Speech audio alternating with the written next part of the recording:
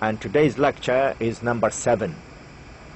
And the title of the lecture is Translation of Orations. The learning outcomes of this lecture are hopefully by the end of this lecture you should be able to show some kind of understanding of what is meant by orations or oratorical speech, or to translate, and then you would be able to translate certain excerpts of oratorical speech. It's a bit unusual, or it's a bit probably new to you, but hopefully by the end of this lecture the translation of orations will be clear to you. First of all, let's talk, or let's understand what is meant, what is meant by oratory. Now, an oratory is an elaborate and prepared speech. It is the art of swaying an audience by eloquent speech. Very simple. Now, you prepare a speech and you try to make it as eloquent, as good as possible, so that you convince people with your views. If you want me, sway means change my views so that I can follow you and I can accept your views. It's an art. It's really like a speaker. He is, for instance, in ancient Greece, for instance, and Rome, oratory was included under the term rhetoric, which meant the art of composing as well as delivering a speech. When you say the rhetoric of this speaker is excellent, you know, for instance, the rhetoric of Dr. Al-Qarni is very powerful.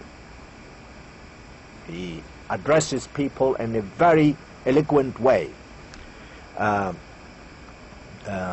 Again, I mean, there are so many people around here, but let's talk about in ancient Greek and in ancient Rome. There were great orators, if we call them. They are called Cato the Elder and Mark Antony and Cicero. They were really very good orators. When they spoke, they made people rise. Why? Because they used certain rhetoric. So this is what we mean by oratory or orations. Now, the theory of rhetoric was discussed by Aristotle long time ago, and it means really it means to be able to persuade people. It means to be able to achieve condemnation or approval of a person's actions, or to be able to persuade people while you are giving any sermons or ceremonial occasions. So orations could be used in these three cases: to persuade an audience, to approve or disapprove a matter of public policy, or to display a rhetoric used as a ceremonial occasion.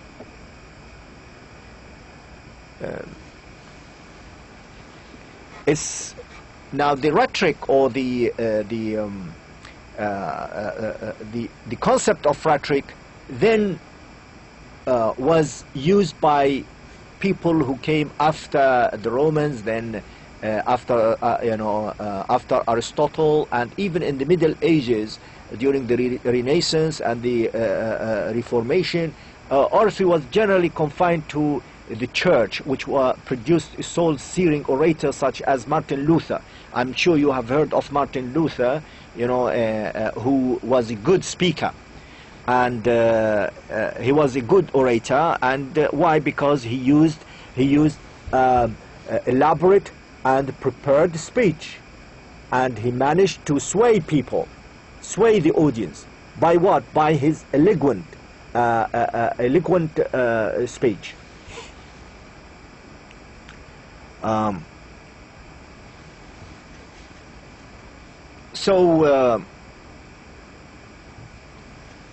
Regarding orations,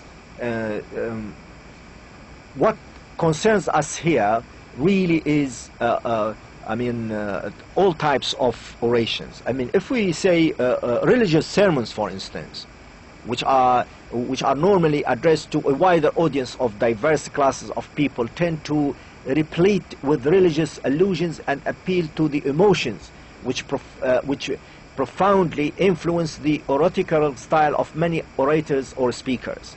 Now we have, for instance, people in the mosques, when they are called orators, speakers, and there of course there are different speakers. Why? Because they have their own prepared speech, which they can really write eloquently and carefully and appropriately, so that they influence the audience in the mosque.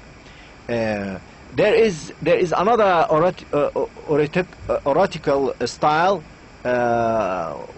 which could be described as bombastic style, like that of Hitler and Mussolini, and they used to have their own style. I'm sure you've heard of Hitler and Mussolini. Hitler, he was in Germany, and Mussolini was in Italy. And an opposite oratorical style to bombastic is an intimate and conversational orations, as in the when, for instance, like President Franklin Roosevelt, he used to sit next, like a fireside chats. He used to sit next to fireside and talk to people. So this is called intimate and conversational rhetoric. Now, in our present time, television now made more demands on the orator. For instance, we have on TV so many public speakers. They don't need only to speak well and to speak eloquently, and but also they need to look well and presentable, so that they influence the people who are watching them or who are listening to them. This is just very briefly an introduction about what we mean by orations or oratory, and I hope that that you now understand what we mean by it, because you cannot translate an oration without really understanding the meaning of an oration, the characteristics of an oration, the features of an oration. So I hope that it is clear to you. Now let's move to the translation of orations. Now, how can we translate orations if we wanted to? Now, translating orations ranges in terms of difficulty from translating simple farewell speeches of university outgoing students to the most difficult oratorical speeches of the Prophet Muhammad sallallahu alaihi wasallam. Our main concern here is the translation of religious orations. I would, however, like to start with the following general example of orations, trying to analyze it with you as you warm up for a more advanced type of rhetoric. Now, we have general orations, as in translating a farewell speech, for example, a speech given by an outgoing student. This kind of a speech, hopefully when you graduate, inshallah, hopefully you will be able to give or to deliver a speech in front of so many colleagues of yours, and this kind of rhetoric or this kind of oration or this kind of speech tend to be emotive, with hints of gratitude and appreciation, along with expressions of future prospects of both the audience and the outgoing students. So when you understand that these are the main features of general oration, then you would be able to translate it. Now let's take this example. I have included to you here this example in English, and I'm going to take part of it to see how we can translate it into Arabic. This example is short and adapted of an outgoing student speech addressed to outgoing student at their graduation ceremony in the UK, and see how you would translate it into Arabic. Now this is an exercise for you. Try it out, but before you see the other slide. Now here, look. But before you look at this slide, try to translate it yourself. How would you translate distinguished guests? Ladies and gentlemen, my fellow students, good afternoon. Would you translate distinguished guests, ضيوفنا الكرام, or ضيوفنا المميزين? Ladies and gentlemen, would you translate it سادتي سادتي, or I don't know, أيها السادة, أيها السيدات, or السادة الحضور? My fellow students, زملاء الطلاب, أصدقائي, أصحابي, it's up to you, but you need to take into account the features of orations. You need to take into account the equivalence. You need to take into account the communicative purpose. If you say أصحاب الطلاب, does it make, I mean, would it give the exact effect you want to give? So this is just a sample translation. Good afternoon. Would you translate it here in Saudi Arabia to مساء الخير?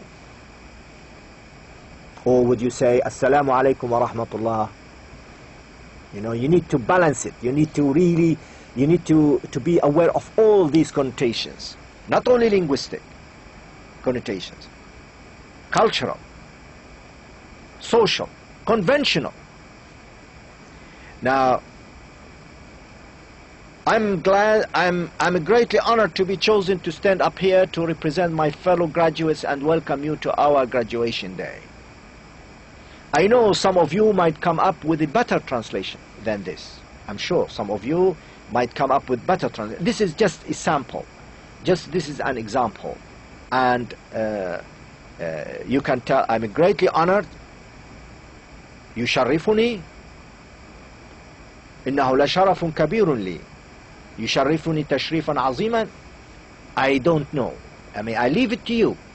But you need to be able to come up with a translation that would attract the attention of your audience. And the way you present it, the way you speak it, the way you give your orations or rhetoric, you know, is very important.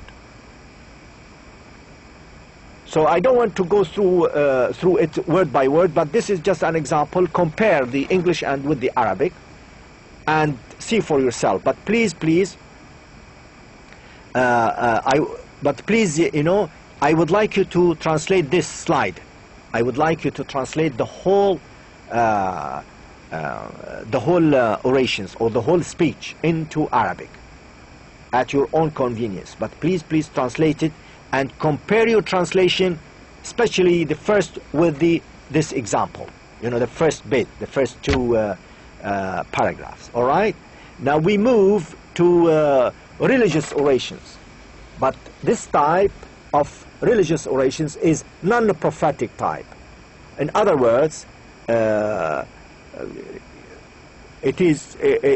mean, the style is different, but it is religious, you know. But of course, it is not the style of the Prophet ﷺ.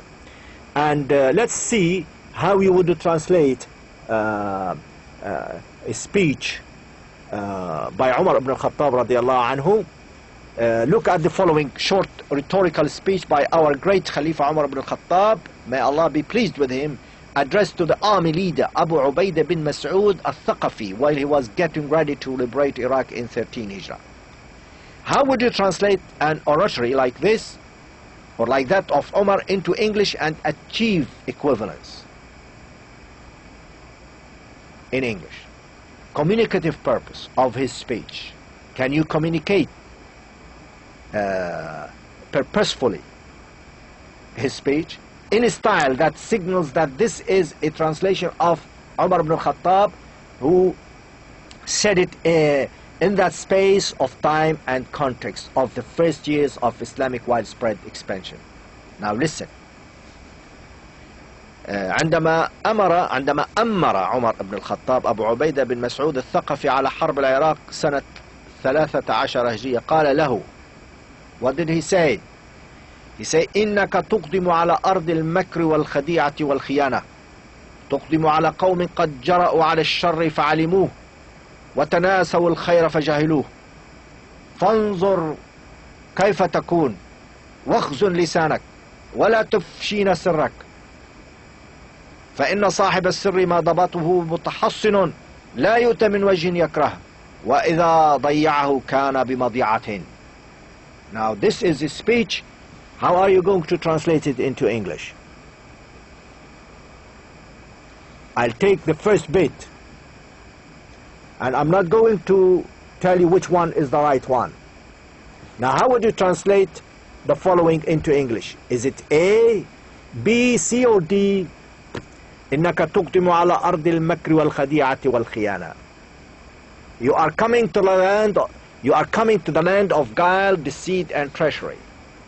You are going to the land of guile, deceit, and treachery. You are heading towards the land of guile, deceit, and treachery. You are bound for the land of guile, deceit, and treachery. Now, there are some other words for al-makr, like cunning. You need to really think. I mean, you can come up with different versions of translation of this excerpt from Umar's speech. So I leave it to you, which is the most appropriate translation of this saying of Umar ibn Khattab radiallahu anhu. Now let's look at the following excerpt taken from an English religious sermon and try to translate it into Arabic.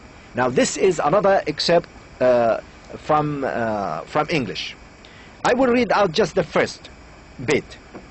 Life is a warfare between two standards, the standard of right and the standard of wrong. It is a warfare wide as the world. It rages in every nation, every city, in the heart of every man. Satan desires all men to come under his standard, and to this end lures them with riches, honors, powers, all that ministers to the lust and pride of man. God, on the contrary, invites all to fight under his standard, the standard of Islam, and his messenger Muhammad sallallahu alaihi wasallam, which is certain of ultimate victory against Satan and his army. Now comes the imperious of cry of command: choose God or Satan, choose sanctity or sin, choose heaven or hell. And in the choice you make is summed up the life of every man. Now I would like you to translate this into Arabic in a rhetorical, in an oration way, you know, in a form of a speech you want to deliver. Now, an example, for instance, how would you translate the following into Arabic? Is it A, B, C, D, or E, or F, or something else? Life is warfare, a warfare between two standards, the standard of right and the standard of wrong. الحياة حرب بين الصح والخطأ، الحياة حرب بين الصواب والغلط، الحياة معركة بين الحق والباطل، الحياة معركة بين الخير والشر. Which one? Now I leave it to you to decide.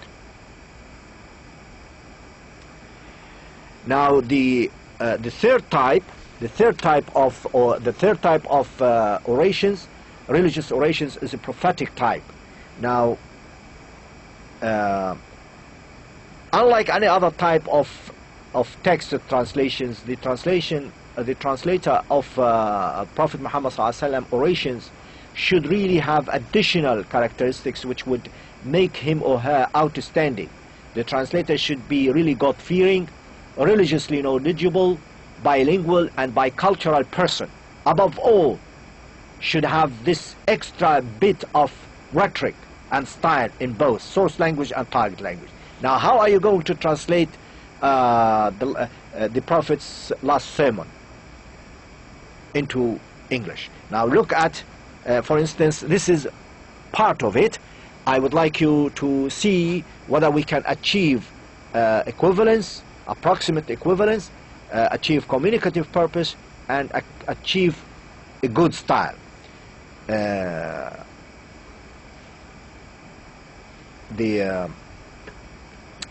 last sermon, رسول الله قال ابن إسحاق: ثم مضى رسول الله صلى الله عليه وسلم على حجه فأرى الناس مناسكهم وأعلمهم سنن حجهم وخطب الناس خطبته التي بين فيها ما بين فحمد الله وأثنى عليه ثم قال: أيها الناس اسمعوا قولي فإني لا أدري لعلي لا ألقاكم بعد عامي هذا بهذا الموقف أبدا. أيها الناس إن دماءكم وأموالكم عليكم حرام إلى أن تلقوا ربكم كحرمة يومكم هذا وكحرمة شهركم هذا وإنكم ستلقون ربكم فيسألكم عن أعمالكم.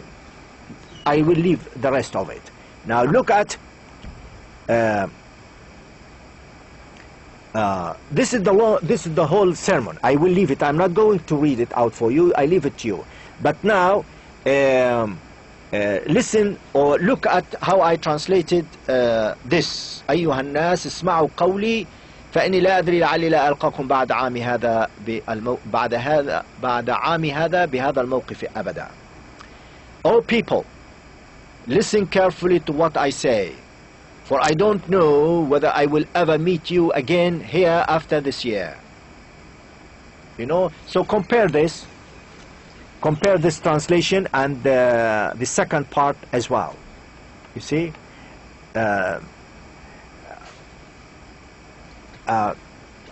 this is just examples of prophetic orations. I would like you to translate it, translate the whole sermon.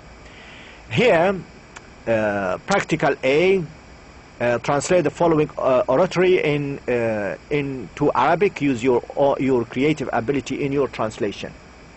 We have this whole sermon. I would like you to translate it from English into Arabic as a practice, and I'd like you to translate the following from Arabic into English. Please, why I'm giving you all these practicals? Because as I explained it to you in lecture, the introductory lecture, that you need to practice, you need to do a lot of practice. Please translate on your own, and what I am giving you is just it's just like a guideline for you. The rest of the work is falls on you. So please work at home, and inshallah you will be a good you will be good translators, all of you, and I wish you all the best, and thank you very much indeed.